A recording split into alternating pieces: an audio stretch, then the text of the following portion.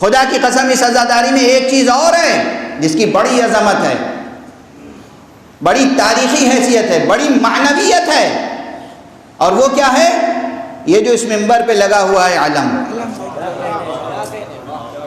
چند جملے آج اس علم کے لیے بھی عرض کر لوں۔ خدا جزائے خیر عطا فرمائے ہمارے ان بزرگوں کو جنہوں نے اس علم کو اس شکل میں محفوظ رکھا ہے۔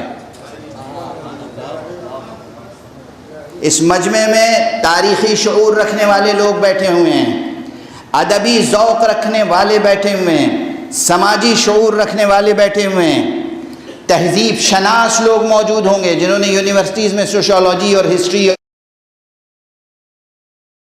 ان چیزوں کا مطالعہ کیا ہوگا۔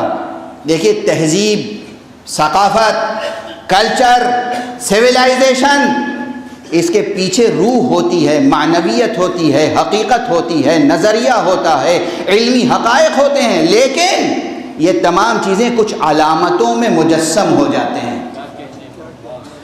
سبحان اللہ، سبحان اللہ۔ کچھ علامتوں میں کچھ سمبلز ہوتے ہیں، کچھ پیکر ہوتے ہیں، کچھ علامتیں ہوتی ہیں جن میں وہ نظریے، وہ حقیقتیں، وہ اسپرٹ مجسم ہو جاتی ہے۔ ایک مرتبہ ایک صاحب نے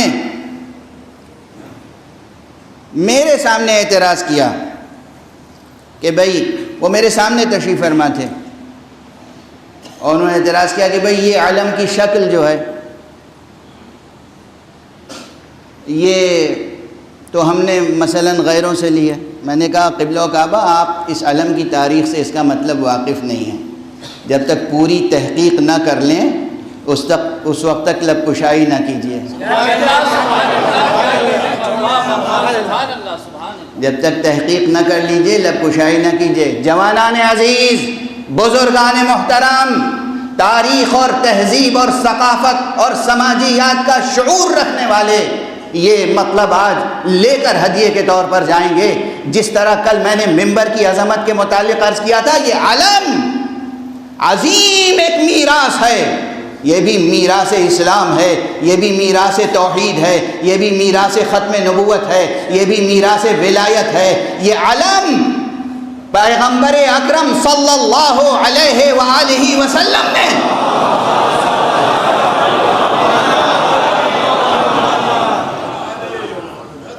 سجایا تھا سب سے پہلی بار۔ حوالوں کے ساتھ گفتگو کروں گا۔ اگر آپ کوئی سیمینار منعقد کریں تو ریسرچ پیپر پڑھوں گا۔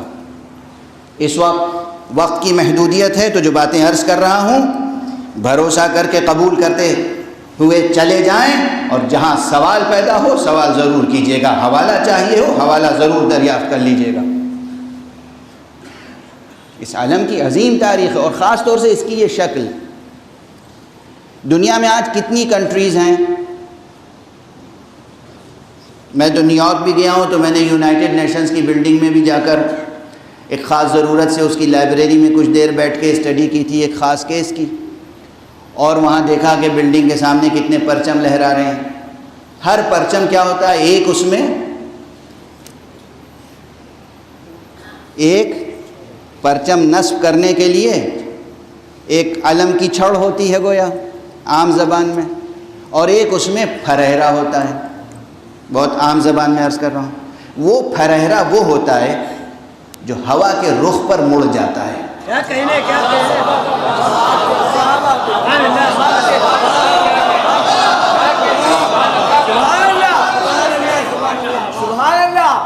دنیا میں جتنی کنٹریز ہیں سب کا پرچم اس طرح ہوتا ہے کہ وہ جدھر ہوا چل رہی ہو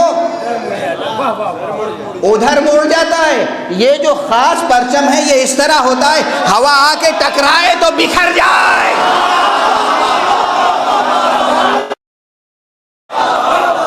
یہ تنہا علم ہے جو ہوا کے رخ کو موڑتا ہے، خود ہوا کے رخ پر نہیں مڑتا۔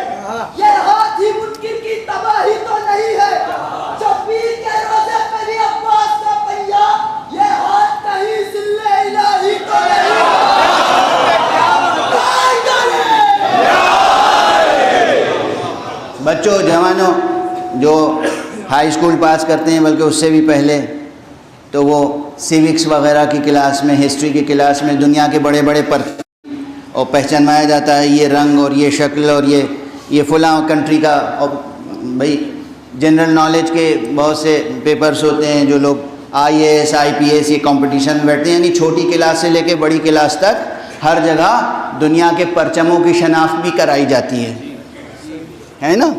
جتنے پرچم ہیں، ان کے جتنے بھی نقشے ہوں، مگر سب کی ایک خصوصیت ہے، میدان میں گاڑ دو تو ہوا کے رخ پر مڑ جائیں گے. یہ واحد پرچم ہے کہ سامنے لے کے کھڑے ہو جاؤ تو ہوا ٹکرا کے بکھر جائے گی، یہ ہوا کے رخ پر نہیں مڑے گا. سبحان اللہ، واہ واہ واہ واہ، سبحان اللہ. یہ نقشہ بنایا کس نے؟ پھر کیسے بنا؟ اس کی تاریخ کیا ہے، ہسٹری کیا ہے، اتہاس کیا ہے کچھ ثبوت یا یوں ہی عرض کر رہا ہوں؟ پہلے تو ایک وجدانی بات ہے جو سامنے نظر آ رہی ہے، اس پہ غور کیجئے. کیا بات ہے. اس کی شبیہ کسی کنٹری کا کوئی پرچم ہے، کوئی فلیگ ہے؟ کیا کہنے بھائی، واہ واہ واہ. اور وہ بات جو پہلے عرض کر چکا ہوں وہ حالانکہ دوبارہ عرض کی جا سکتی ہے، لیکن مجھے عموماً اپنا جملہ بھی دہرانے میں بہت زیادہ تکلف ہوتا ہے، کوشش کرتا ہوں نہ دہراؤں. لیکن اب عرض کر رہا ہوں، چونکہ اس مجمع میں نہیں عرض کیا تھا، کہیں اور عرض کیا تھا، کہ ایک تو یہ اس پرچم کی خصوصیت ہے، کسی کنٹری کا کوئی پرچم آپ کسی دوسری کنٹری میں اٹھا سکتے ہیں؟ کیا کہنے.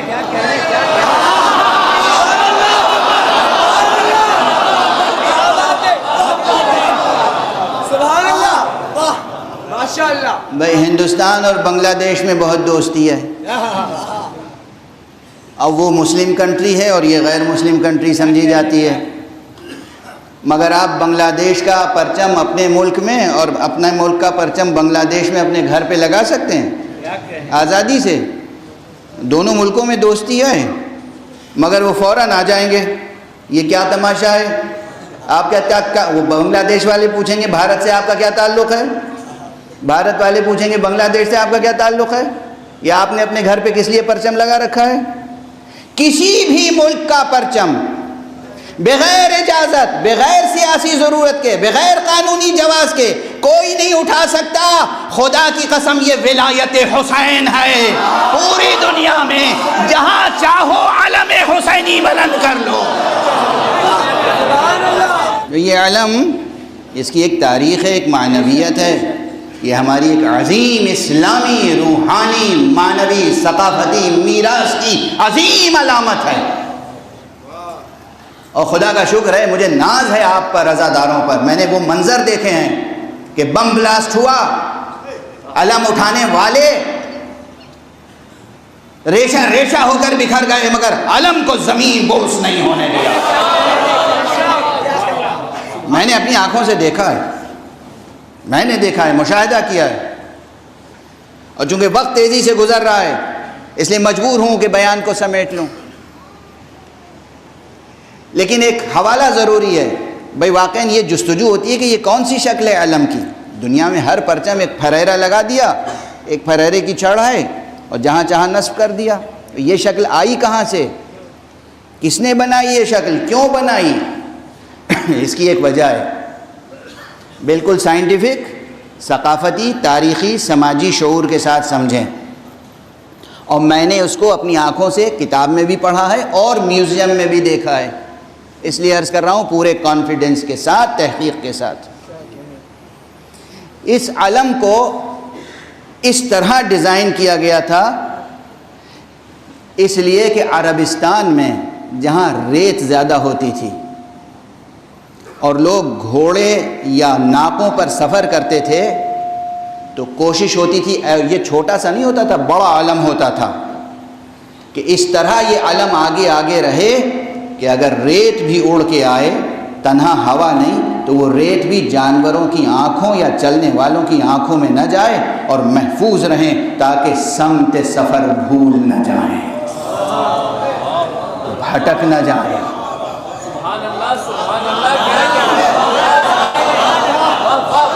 نہ ہوا آ کر رخ موڑ سکے، نہ آنکھوں میں گرد اس طرح اس کو ایک بڑا سا علم ہوتا تھا. علم کے لیے عربی زبان میں کئی الفاظ ہیں.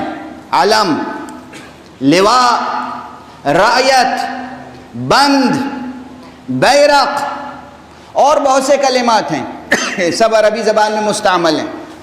لیکن 3 الفاظ ایسے ہیں جو اصیل عربی ہیں. علم، عین سے علم، الف سے علم نہیں.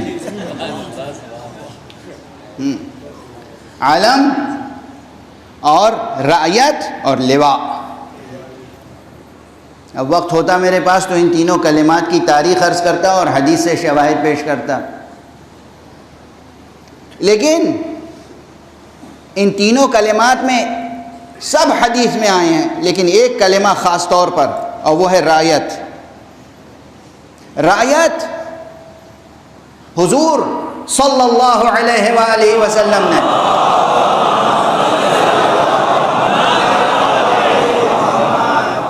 ایک خاص موقع پہ ارشاد فرمایا جب لوگ خود سے پرچم لے لے کر کئی بار گئے کیا کہنے، سبحان اللہ، واہ واہ. اور ناکام پلٹ کے واپس آئے، تو ایک دن حضور اٹھے اور انہوں نے فرمایا لَأُعْطِيَنَّ الرَّعْيَةَ غَدًا رَجُلًا كَرَّارًا، کل میں اس شخص کو علم دوں گا، رعیت دوں گا جو بڑھ بڑھ کے حملہ کرنے والا ہوگا. یہاں لفظ رعیت استعمال ہوا. پوری حدیث پڑھوں گا اور ترجمہ کروں گا اور تشریح کروں گا، اس لیے کہ یہ ممکن نہیں ہے کہ کلمہ پیغمبر زبان پر آ جائے اور پھر میرا لعاب دہن شیریں نہ ہو.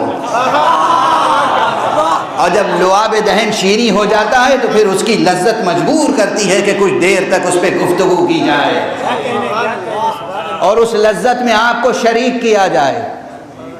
تو اس لیے حدیث کو روک رہا ہوں وقت کی مجبوری سے. فرمایا کل میں اس کو پرچم دوں گا، علم دوں گا، رعیت دوں گا جو بڑھ بڑھ کے حملہ کرنے والا ہوگا.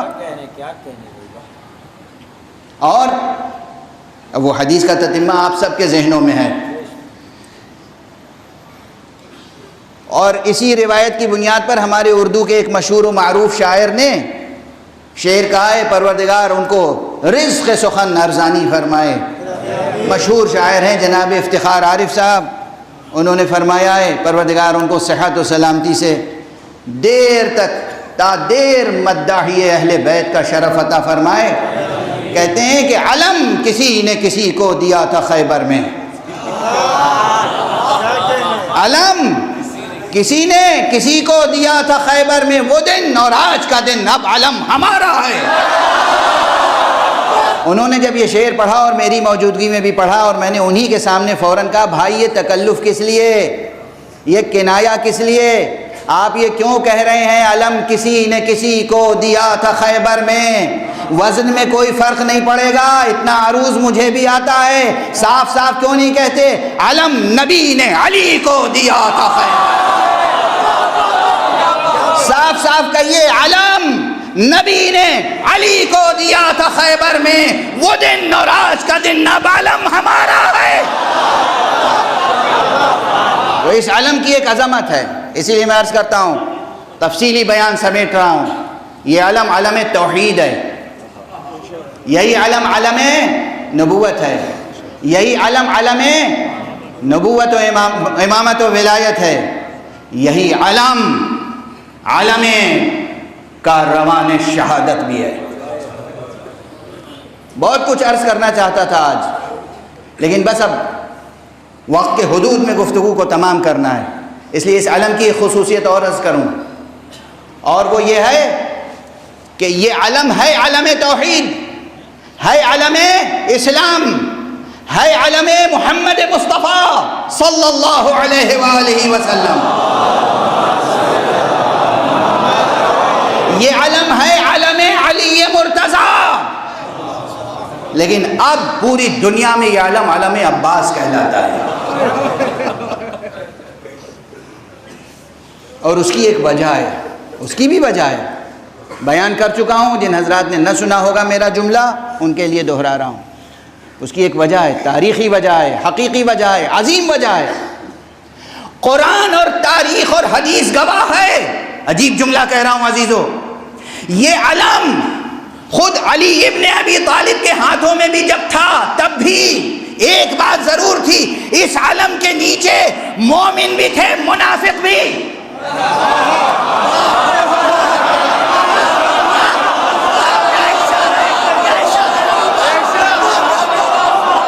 تاریخ گواہ ہے، مومن بھی تھے، مسلم بھی تھے، منافق بھی تھے۔ پیغمبر کے دور میں بھی، علی ابن ابی طالب کے دور میں صفین میں کیا ہوا؟ علی کے علم کے نیچے سے خوارج نکلے یا نہیں؟ علم علی کا تھا مگر اس کے نیچے خوارج بھی موجود تھے جو بعد میں جدا ہوئے۔ تو ایک تاریخ ہے، حق پہنچتا ہے عباس کو کہ یہ نام عباس کے ساتھ منسوب رہے۔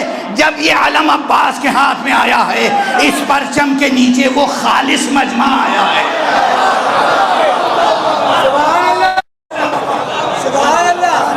خدا کی قسم، جس کے ایمان کی قسم کھائی جا سکتی ہے، جس مجمع کے لیے آقا حسین نے کہا تھا مجھے ایسے اصحاب ملے، ایسے انصار ملے کہ ایسے اصحاب و انصار نہ میرے نانا کو ملے نہ میرے بابا کو۔